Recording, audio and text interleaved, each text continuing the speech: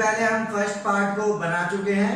इस वीडियो को देखने से पहले उस पार्ट को देखना ना भूलें, क्योंकि जब आप वो पार्ट देखेंगे तभी आपको ये पार्ट समझ आएगा।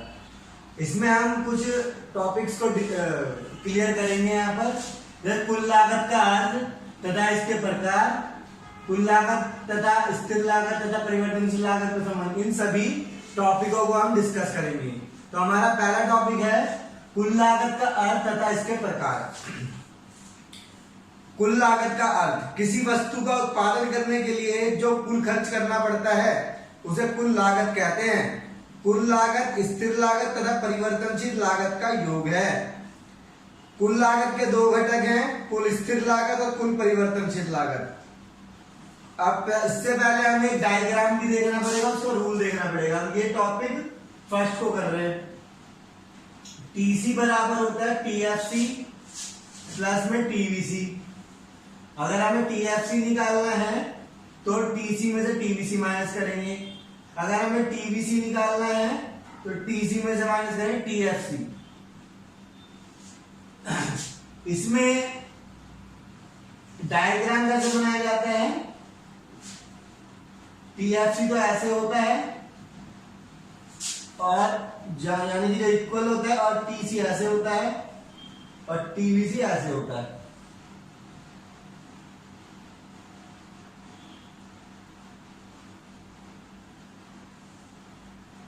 टीवीसी और टीसी,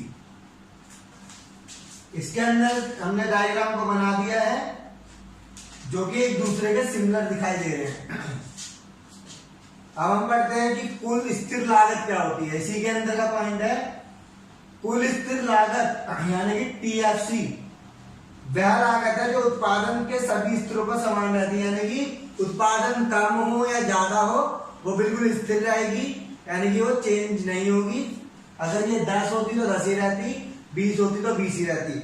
फिर उत्पादन 0 हो या अधिकतम, इसमें कोई परिवर्तन नहीं होता, इसमें कोई चेंजेस भी नहीं होते। उत्पादन ज्यादा हो या कम हो। यह स्थिर साधनों की लागत है, उदाहरण किराए, स्थायी कर्मचारी का वेतन आदि।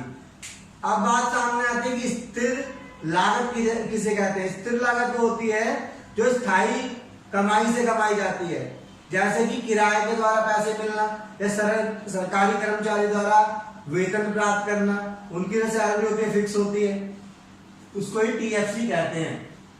जो आप किराया लेते हो, अगर आप मकान मालिक हो तो एक निश्चित तौर पे लेते हो। ऐसा तो नहीं होता कि कभी आपने एक महीने कम ले लिया, एक महीने ज्यादा, फिर एक महीने कम, एक महीने ज्यादा। हमें पता है कि किराया एक ही रहता है, आने वाले 1-2 साल में बदल सकता है, पर कुछ टाइम पीरियड तक, लॉन्ग पीरियड तक वो सेम ही रहता है। फिर आती है बात कुल परिवर्तनशील लागत। कुल परिवर्तनशील लागत वह लागत है जो उत्पादन के सभी स्तरों पर बदल जाती है। उत्पादन के सभी स्तरों पर बदल जाती है। उत्पादन शून्य होने पर यह लागत शून्य तथा उत्पादन अधिकतम होने पर यह लागत अधिकतम होती है। यह परिवर्तनशील साधनों की लागत है, उदाहरण कच्चे माल की लागत, बिजली का बिल आदि। यानी कि परिवर्तनशील लागत वो लागत होती है जो चेंज हो सकती है। उत्पादन शून्य होने पर यह शून्य भी हो सकती है और उत्पादन अधिकतम होने पर यह अधिकतम भी होती है। जैसे कि बिजली का बिल, अगर आप ज्यादा कंजप्शन करोगे, ज्यादा उसका बिजली को जलाओगे तो आपका उत्पादन ज्यादा होगा और उस पर खर्चा ज्यादा आएगा, लागत ज्यादा आ जाएगी। अगर आपने बिजली का कम यूज करा तो आपका बिजली का बिल भी कम आएगा। इसे ही परिवर्तनशील लागत कहते हैं, कुल परिवर्तनशील लागत। इसको ऐसे टीएफसी ऐसे बनाया जाता है और टीसी टीवीसी का समानांतर होता है। इसको हम नेक्स्ट टॉपिक में पढ़ते हैं, जो है कुल लागत, स्थिर लागत और परिवर्तनशील लागत में संबंध क्या होता है। कुल लागत, कुल स्थिर लागत, कुल परिवर्तनशील लागत में संबंध क्या होता है। कुल लागत, स्थिर लागत और परिवर्तनशील लागत में योग है। पहला पॉइंट तो हमारा यहीं से बन गया। इन दोनों को जोड़ के टीसी निकलता है कुल लागत, यानी कि टोटल कॉस्ट। कुल स्थिर लागत, कुल परिवर्तनशील लागत का क्या है? योग है, यानी कि इन दोनों को जोड़ के निकलता है। उत्पादन के शून्य स्तर पर क्या होता है? टीसी शून्य नहीं होता, टीसी तरह टीएफसी बराबर होते हैं। उत्पादन के शून्य स्तर पर टीसी और टीएफसी क्या है? इक्वल है। और टीवीसी क्या है? शून्य। शून्य हमें पता है 0 यहां पर है। उत्पादन के शून्य स्तर पे टीएफसी टीसी के बराबर है और टीवीसी शून्य है। तीसरा पॉइंट है हमारा टीसी तथा टीवीसी एक दूसरे के समानांतर होता है तथा उनके बीच का अंतर टीएफसी के बराबर होता है। देखो टीसी और टीवीसी का जो डायग्राम है सेम है और इसके बीच का अंतर किसके बराबर होता है? टीवीसी के, सॉरी टीएफसी में। टीसी को टीवीसी में से माइनस करो क्या आएगा? टीएफसी आएगा। तो ये कह रहे हैं टीसी और टीवीसी के बीच का अंतर टीएफसी के बराबर होता है। ठीक है, फिर हमारा नेक्स्ट टॉपिक है औसत लागत का अर्थ तथा इसके घटक। औसत लागत का अर्थ किसी वस्तु को उत्पादन करने की प्रति इकाई लागत औसत लागत कहलाती है। इसे ज्ञात करने के लिए इकाइयों से भाग कर टीसी को उत्पादन की इकाई से भाग कर देते हैं, यानी कि एसी बराबर टीसी अपॉन में यूनिट होता है। इसके दो घटक हैं, औसत स्थिर लागत, किसी वस्तु को उत्पादन करने की प्रति इकाई स्थिर लागत औसत स्थिर लागत कहलाती है। इसे ज्ञात करने के लिए टीएफसी की यूनिट से भाग कर दिया जाता है। टीएफसी को किससे भाग दे देते हैं? यूनिट से। फिर इसका रूल होता है एएफसी बराबर टीवीसी अपॉन में यूनिट। फिर है औसत परिवर्तनशील लागत, किसी वस्तु का उत्पादन करने की प्रति इकाई परिवर्तनशील लागत औसत परिवर्तनशील लागत कहलाती है। इसे ज्ञात करने के लिए टीवीसी को यूनिट से भाग कर देते हैं, यानी कि एबीसी बराबर टीवीसी अपॉन में यूनिट। इसको अब हम समझते हैं, इसके लिए हम डायग्राम को भी बनाएंगे।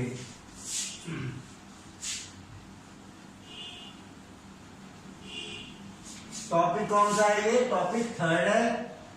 पहले तो उसका हमें एसी अगर निकालना है तो क्या करना पड़ेगा? टीसी को यूनिट से भाग देना होगा।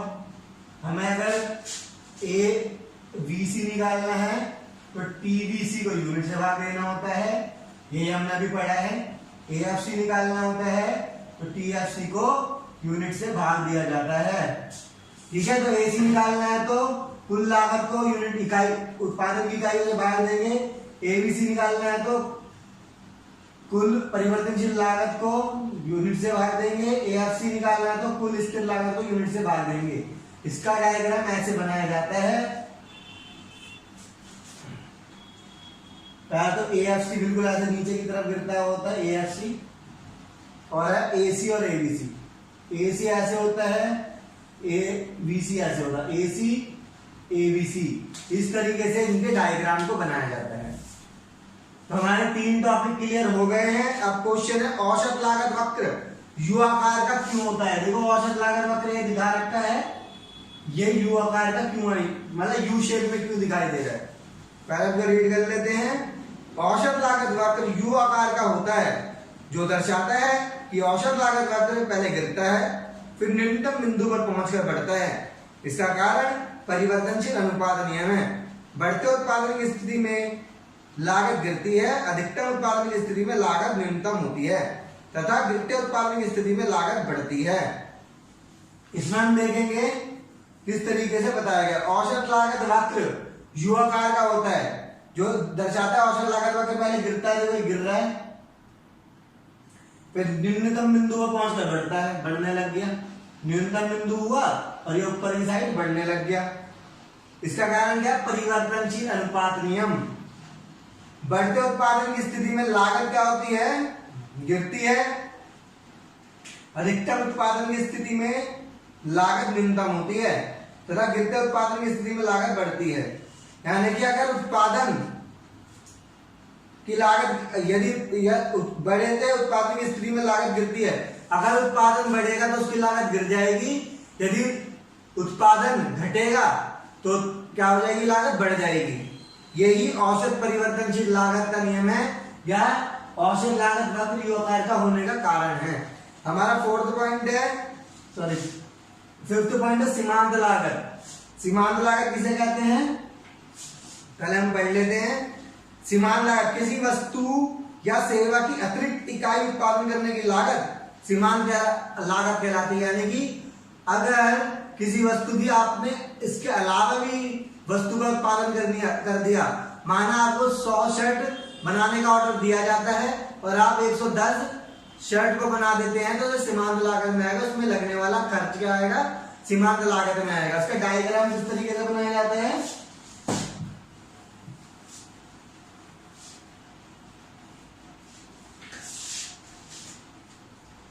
डायग्राम होता है, टॉपिक 5 चल रहा है। डायग्राम एमसी का सीमांत लागत का क्या होता है, ऐसे होता है, ये इस तरीके से बनाया जाता है। फिर हमारा 6th टॉपिक है औसत लागत और सीमांत लागत में संबंध। इसी के अंदर हम सीमांत औसत लागत को भी बना देते हैं।